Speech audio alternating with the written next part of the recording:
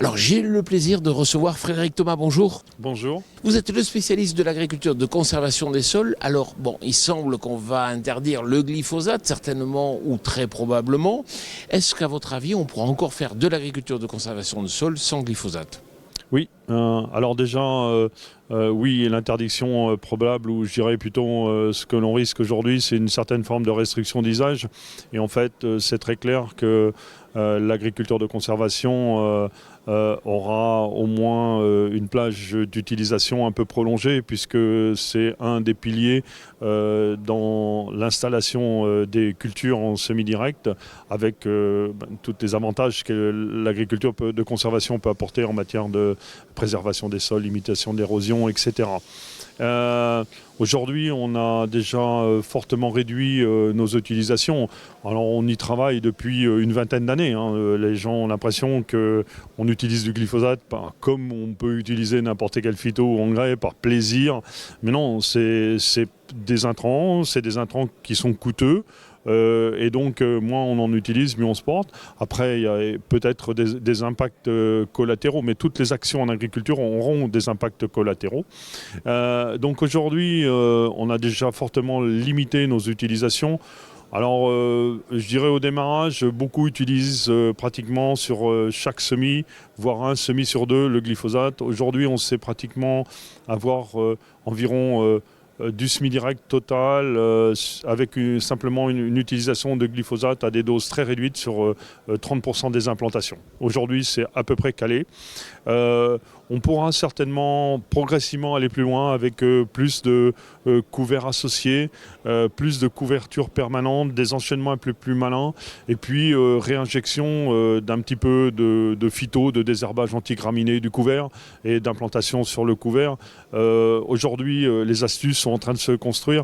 Donc si dans 3, 4, 5 ans, on nous supprime le glyphosate, on continuera à faire du semi-direct. Ce ne sera pas du semi-direct sans phyto, bien entendu, mais ce sera encore du semi-direct. Compte tenu de l'augmentation de matériel, est-ce qu'aujourd'hui, il est toujours intéressant d'investir dans du matériel ou on aurait plutôt intérêt à investir dans la main-d'œuvre ? Ça, pour moi, c'est un sujet qui est très clair. La main-d'œuvre donne toujours l'impression de coûter cher. Et c'est vrai que la main-d'œuvre, plus les taxes ramenées à l'heure réelle travaillée, on est rapidement sur 25, voire 30 euros de l'heure sur l'heure réelle travaillée. Mais si on regarde avec un petit peu de recul, sur les 10-15 dernières années, la main-d'œuvre a très peu augmenté en comparaison du matériel, en comparaison de l'énergie, en comparaison de la chimie ou des autres intrants en agriculture. Donc je pense que c'est souvent un mauvais calcul, si on le dit comme ça, de chercher à remplacer de la main-d'œuvre par de la capitalisation dans le matériel. Alors beaucoup d'agriculteurs que je côtoie, on fait les calculs, on a nous-mêmes fait souvent le calcul, on est capable de mettre 20, 30, 40, 50 000 euros dans des équipements pour gagner simplement quelques jours au moment de l'implantation ou quelques jours au moment de la récolte. Donc si on ramène ces quelques jours à l'investissement qui est consacré, c'est des heures de main-d'œuvre gagnées qui coûtent extrêmement cher.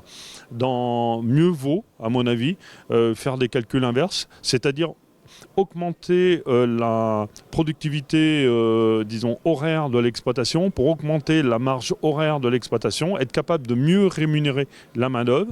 Et à partir du moment où on est capable de dégager une meilleure rémunération de la main-d'œuvre, on est plus à l'aise pour payer correctement un peu plus de main-d'œuvre dans l'exploitation plutôt que d'investir dans du matériel plus conséquent. Ces dernières décennies, on a poussé toujours à l'agrandissement. Vous dites quelque part que, attention, toujours voir des économies d'échelle, ce n'est pas forcément un cercle toujours vertueux. Pas forcément, je ne suis pas un anti-économie d'échelle. Il y a des marches à franchir, il y a des tailles d'exploitation qui peuvent être critiques. Donc il faut bien avoir, une adéquation, la mécanisation, la main-d'œuvre avec la taille de l'exploitation.